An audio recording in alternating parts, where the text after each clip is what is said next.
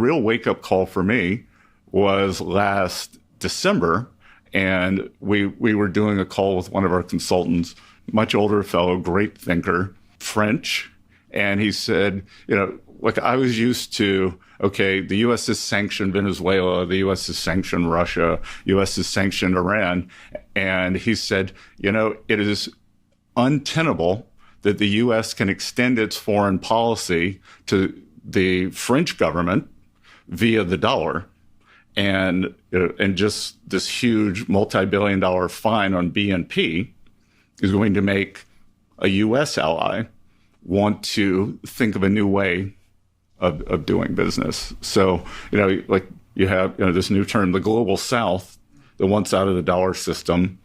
Very interesting if French Republic wants out of the dollar system. Yes, and the seizing Russia's reserves has probably only accelerated that. They haven't been seized. I'm told they're frozen, right? But my inclination is that they will disappear.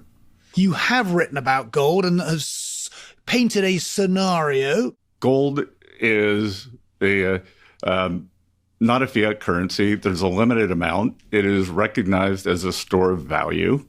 And, you are seeing that you can keep gold in your vault.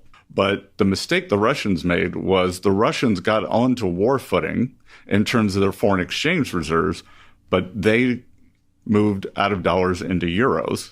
And they never believed that the Europeans would have the wherewithal, the inclination to follow the Americans. If the Russians had moved entirely into gold, price would be higher, but they would have all their reserves in Moscow.